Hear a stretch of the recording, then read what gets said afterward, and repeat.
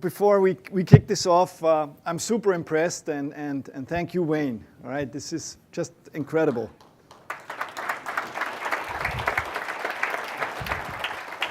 The first conference which we have here in San Francisco, and it's full.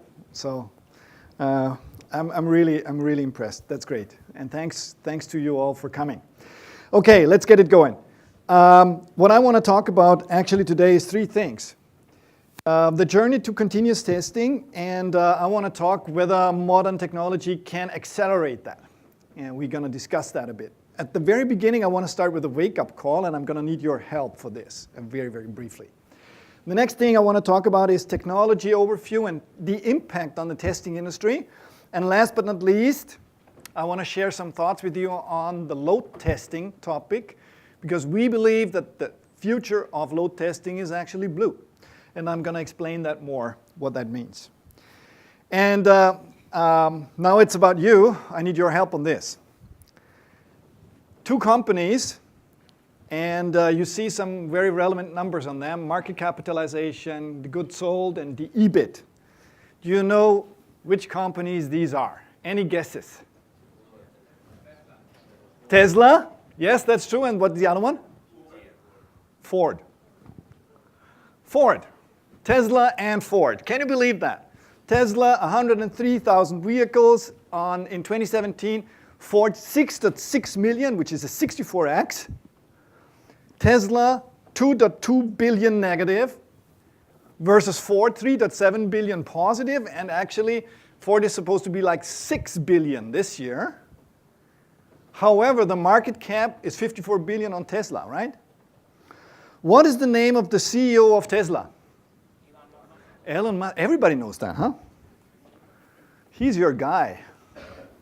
What's the name of the CEO of Ford? How come? You don't know it. I didn't know either. It's James Hackett. Great guy. Why do we all know Elon Musk? Because he's an entrepreneurial spirit. He's charismatic. He talks about innovation. He makes innovation happen. And he's probably one of the people on earth who are most associated with the idea of innovation ever. That's Elon Musk. But you know what? He didn't behave properly. So there was this April Fool's prank. You heard about that? Huh? We are going to totally bankrupt, so bankrupt you wouldn't believe it, right? So what happened? Stock went down. And it got even worse last week, because last week there was this analyst hearing. And I don't know, have you heard it? Anyone heard it? You should. You hear him suffer. Boring bonehead questions are not cool. Next. And you hear him suffer again. These questions are so dry, they're killing me. Next. Okay? How did you feel when you hear that story? Do you know how I felt? Kind of sympathy with the devil, you know? Meaning, I understand what he's talking about, okay? But you're not supposed to behave like this. Because what happened was, he got a slap, like stock plummeted by 5%. And funnily enough, if you Google for slap these days, this is the #1 hit. So it could be accidentally that this guy exactly looks like Elon Musk. Eh? But what I want to get to is then there was some analysis happening out there, and people were discussing what was he up to. And there was this one talk out there which I really liked, where somebody said, man, sometimes you just got to do the job. And I think that's very true. Why do I come up with this? And that's part of the wake-up call. Let's now switch it over to CIOs.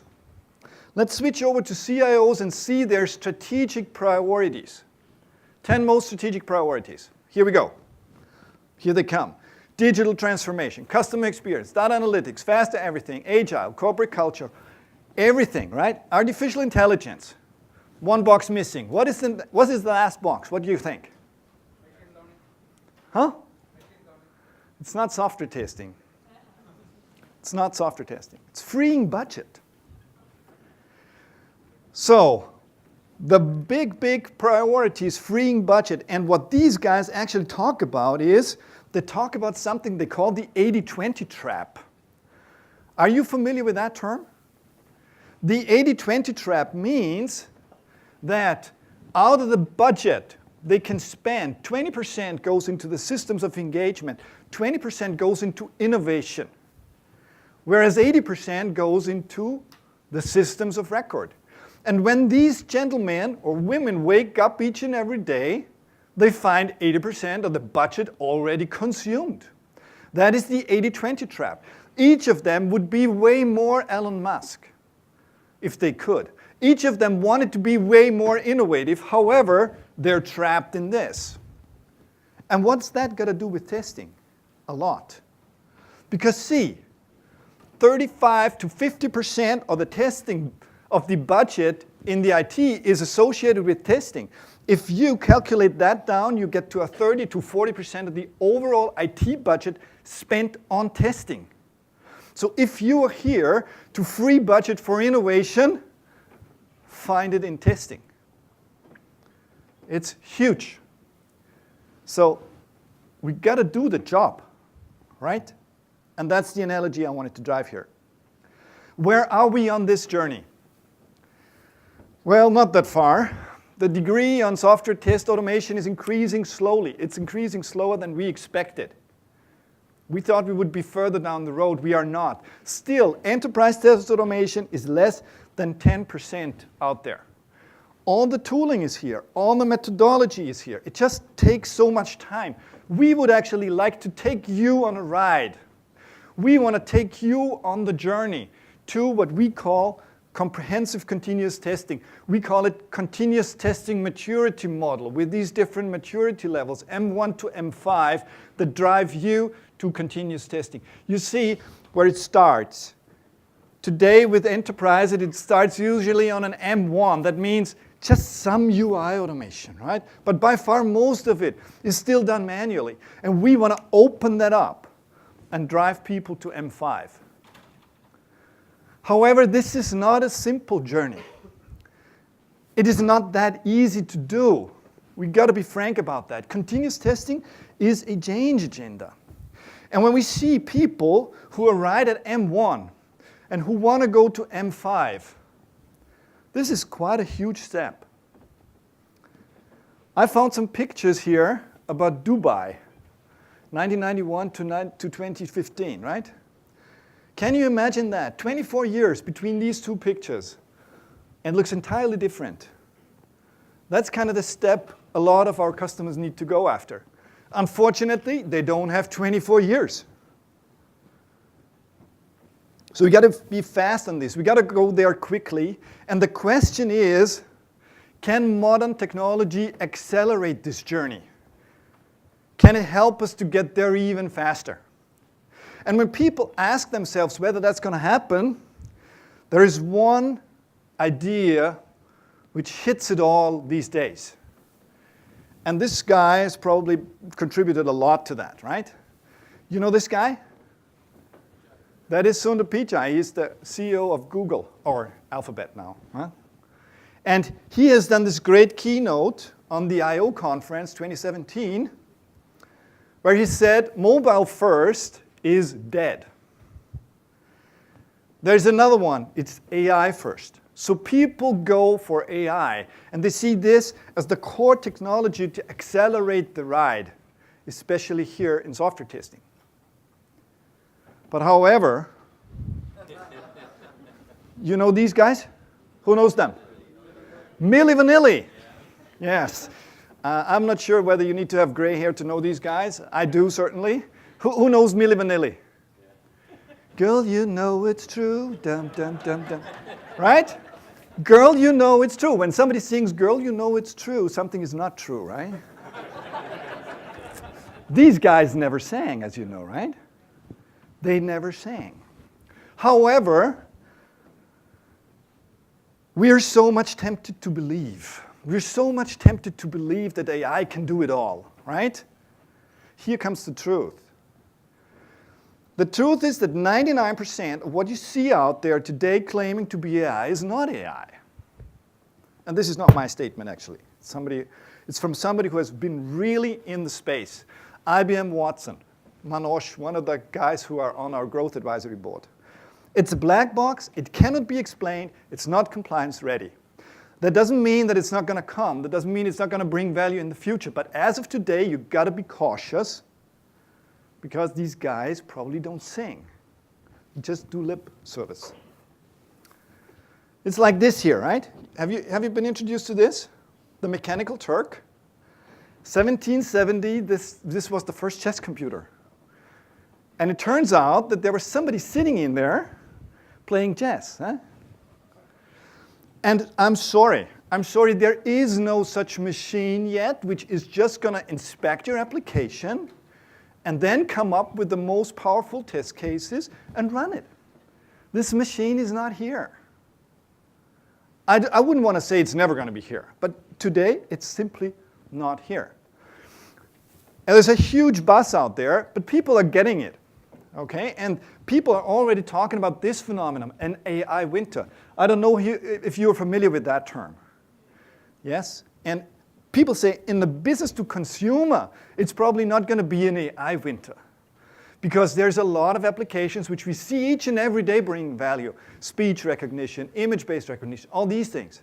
However, when it comes to B2B, to business applications, there's so much noise in there that we're probably going to see an AI winter on B2B applications. But that shouldn't discourage us. What we believe is that we got to get out of this narrow understanding of artificial intelligence and conveying bullshit to our customers, but calling it what it is. Why not call it amazing innovation? It doesn't need to be artificial intelligence, right? There can be smart algorithms and smart ideas we can focus on that really drive the power of testing. It doesn't need to be artificial intelligence. So you see some symbols on this. Wherever this brain pattern is here, this is real AI, artificial intelligence. The other things are smart things to do, cognitive testing, which we are working on.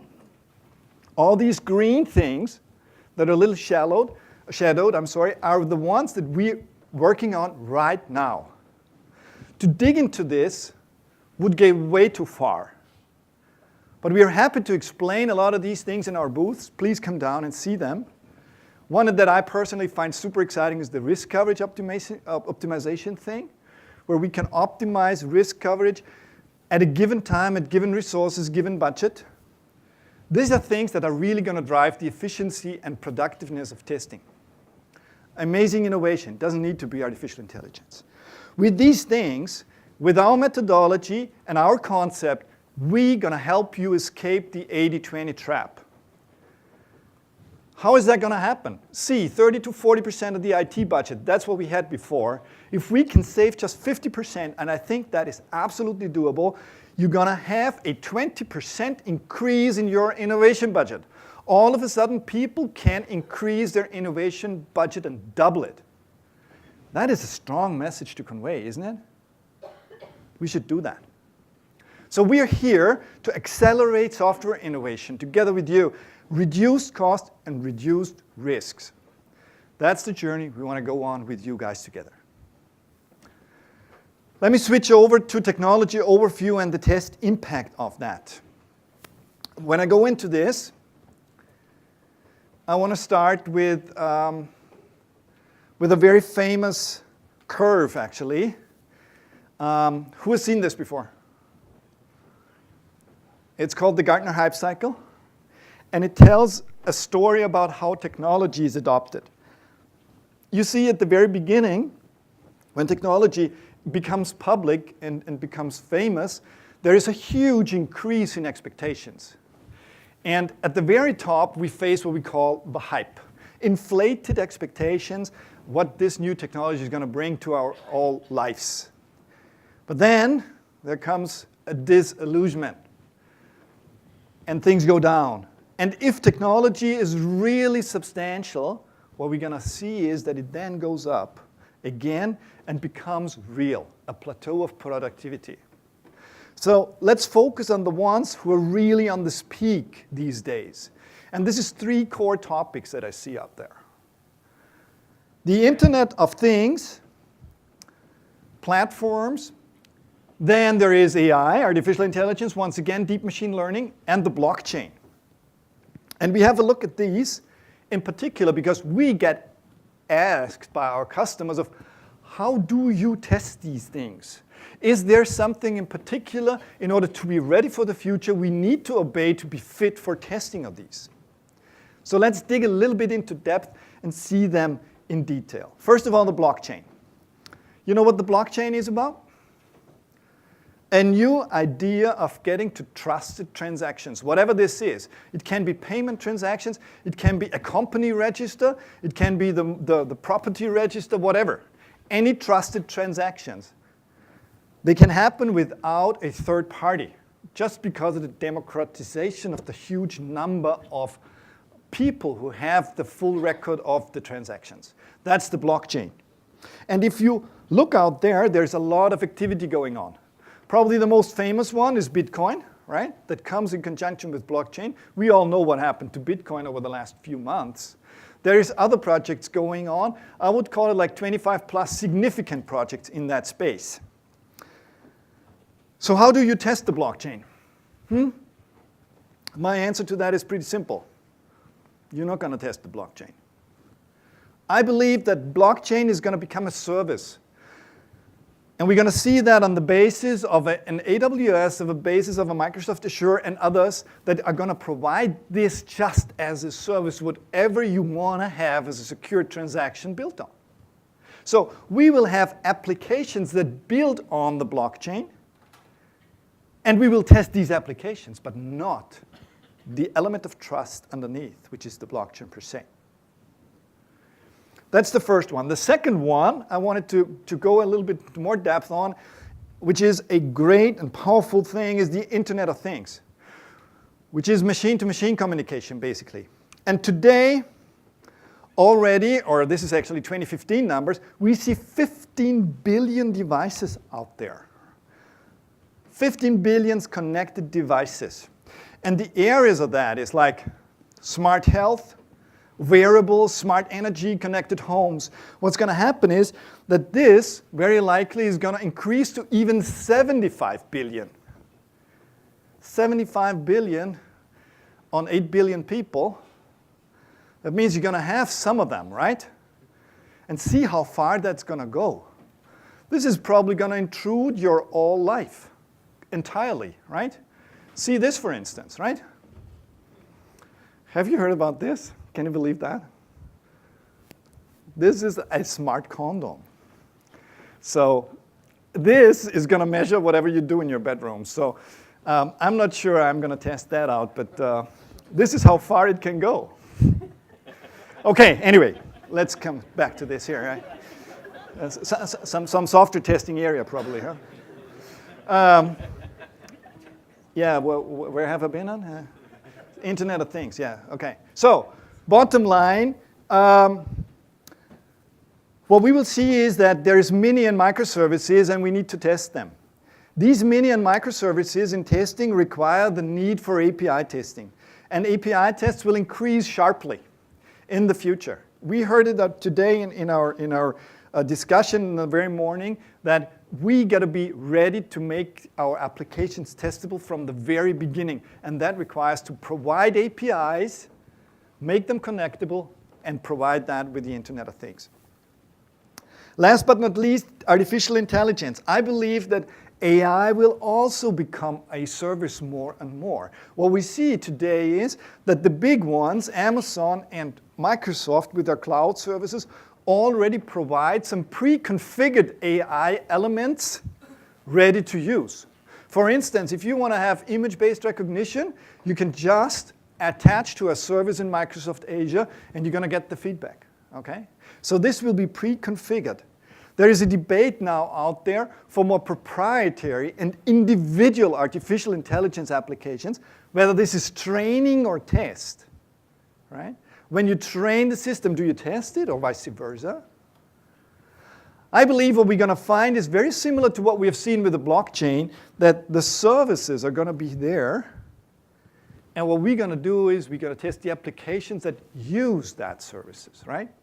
But not test artificial intelligence per se, especially not on an enterprise level.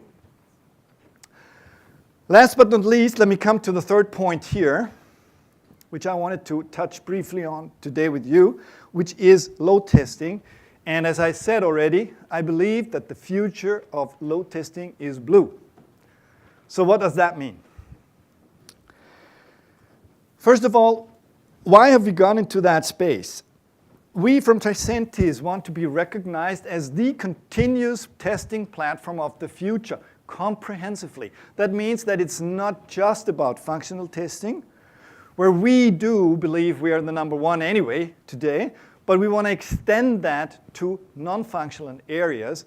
And we have done this last year with the acquisition of Flood on the load testing front. We might go even further, but you see this in gray, security testing. I personally believe that the maturity of applications is not as such that we should go into that space as of yet. But it's going to increase, and we're going to revisit that on a periodical basis. So, load testing.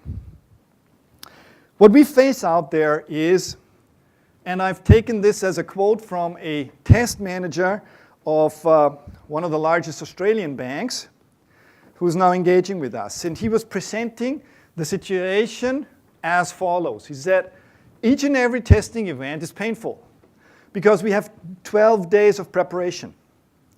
And all this volatility and complexity in the setup requires us to do this again and again and again. We would like to get into something like continuous load testing. Well, we can't. It's just not happening. So what is the reason? What is the source of the issue here? As a matter of fact, all the tools out there today go through the protocol level. If you have a look at this stack of different layers of a web application, you will find that they all use HTTPS as the inroad to generate the load. So what they basically do is they shoot a high number of HTTP scripts directly onto the web server in order to generate the load. And these scripts require preparation effort. This effort is increasing. It's increasing sharply. Why is that the case? It's got to do with the complexity of the pages. For instance, this web page, Amazon, I did a click on this the other day. A click on the Explore button. Tick. You know what happens now? On the level of the protocol, this shoots a series of 163 requests. This is just a tiny extract of that. It's a tiny extract. This is huge, right? Imagine you have to dig through this now and make these requests applicable for a load generation. It's a huge effort. Plus, 163 is not going to be 163 tomorrow. It's going to be 162 or 165, but it's going to look different. So you're going to start all over again. Each and every test event will force you to redo the preparation. And this is exactly what this guy was talking about. So the idea, the fundamental idea that we have is let's do it entirely different. Entirely different. Why not just take the cloud and stack little containers in it? Stack containers that perform this click and have the browser in there and let the browser shoot that down to the web server, right? All of a sudden what we do is we make use of the cloud and we make use of containerization, the modern technology, to come up with an entirely different way of generating load. We do not need to do that on a protocol level anymore. We do it on the browser level now, right? And what had been 163 calls on a script is one click now. And obviously, that's way easier to control and maintain. And it becomes even better because in real life, we're not going to just put one click on this, right? In real life, we want to have a functional test coming on this. And no matter where it comes from, it could be a Selenium script, but certainly it could also be a Tosca test case you've come up before from functional level. Put it into these little containers and run it. Reuse the automated functional testing capabilities that you've come up already for the purpose of load generation. And with that ability that you get here, you can even integrate that load testing into your continuous integration. So all of a sudden, the story becomes complete. So this is what it stands for. We call it FLOOD Blue. Blue stands for browser level user tests, right? It is the inroad to reuse your functional test automation with no respect if this is based on Selenium or this is based on Tosca test cases. It is browser level users, and through that concept, it's gonna be doable to get into continuous load testing. We do not force you to do that. You can still go with protocol level if you want to, and have some early quick checks, but at the very end, when it gets into end-to-end scenarios, you probably go with browser level users. And what this fellow friend said is that, yeah, with that, you make our preparation efforts basically vanish, and we can make it continuous testing also on the load perspective. So with this, I'm coming to the end. Want to wrap it up briefly. Talking about three things here, right? The first one was innovation. When we go continuous testing, we do believe that we together can accelerate the escape of the 80-20 trap. We can be the ones to drive the innovation and get it up to freeing budgets for the case of innovation. But don't listen too much to Milli Vanilli, right? Technologies, there's a lot of noise out there. From the testing aspect, we are ready for doing it. Because most of these things, we're going to test the applications on top.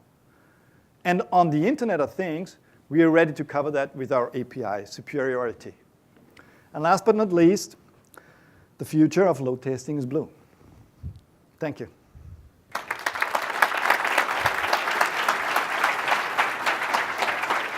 Thank you, Wolfgang. You want to take some questions? Sure, if there are any. I think there's probably a lot. Any questions? You don't have to be shy.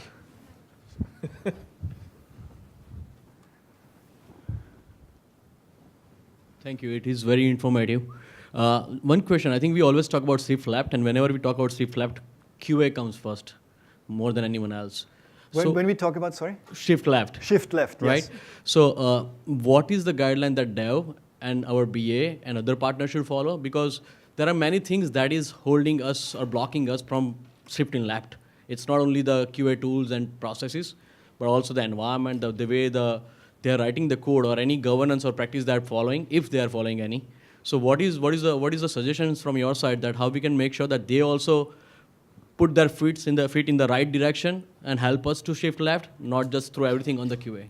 So thanks for asking the question. You actually hit a very relevant point, because you said it's not just about tools, right? And I want to fully underline that. That is the reason why we've come up with the customer success services practice here. And I've briefly touched on it. We've come up with what we call a continuous testing maturity model, CTMM. It goes from M1 to M5. What we would really love to do is take you on a journey and get you familiar with the concepts behind the tool. Right? There is the tool on one hand, but there is as important, at least as important, the concepts of what to do in order to shift left. I don't know if you've been part of the panel discussion at today's morning, when I reflected on the specific project where we had the chance to provide test design and specification by example very early in the process. This is the real shift left we need to get to. We want to be part of the game, not only when there is the output to secure. We want to do it on a reviewing basis. We want to elevate from test engineers to quality engineers and shift left. But that is a methodology topic. It's working together with you and pursuing the same culture, basically. Any other questions? Got time for one more? So when we are in this changing process, right? Mm-hmm. It's more we are more struggling with the mindset. So say I have a manual team, I'm converting them into, automation engineers, or brought in some developers into my team so that they are learning from each other too. But it's a mindset. It's like how the test cases are written, right? Automation need a different mindset, different types of test cases are written. And we don't have time to slow down. Releases have to happen now. We can't wait for releases that, my team will be ready and then I will start working on this in a different way of releasing. So that's a, a constant challenge we face. What means, in your experience, how do we deal with that? So, I'm a big fan of even when you go Agile and DevOps, to provide some guidance, right? And guidance also needs to affect this cultural change which is happening. What we have seen in the past is that people have, a lot of companies have gone to TCOs, Test Centers of Excellence, right? Who has all gone through a TCO here? A lot, right? When we were talking about 4 years ago, 40% of the companies, they desperately wanted to go into TCO. A lot of them did it. 80% in total tried to do it some way, but nobody does it anymore, because today, when talking about Agile and DevOps, all of a sudden guidance and even governance become bad words, right? However, on the other hand, people are willing to do that to drive the cultural spirit, right? You have these Scrum coaches and Agile coaches and Scrum masters. What we believe is that a similar concept of guidance you need to have in the testing as well. So the way we organize it is we provide an internal structure of help and assistance to make people familiar of how to generate test cases. Drive that from a central organization. We call that a slim test center of excellence. We send all the testers into the Agile teams. However, we make sure that the basic culture, the principles and the methodology they follow is set up for the Agile spirit, okay? Usually when it's about Scrum and Agile coaches, they all talk just development. They don't talk test. We need to provide that kind of a support also for the testing discipline, and that is what we do with these, we call it digital TCOEs or slim TCOEs. More than happy to exchange on that in more depth, because we try to roll that out in our customer base, and wherever we have the chance to do it, it's super successful. But it's a very, very relevant question, right? Culture is one of the critical things here.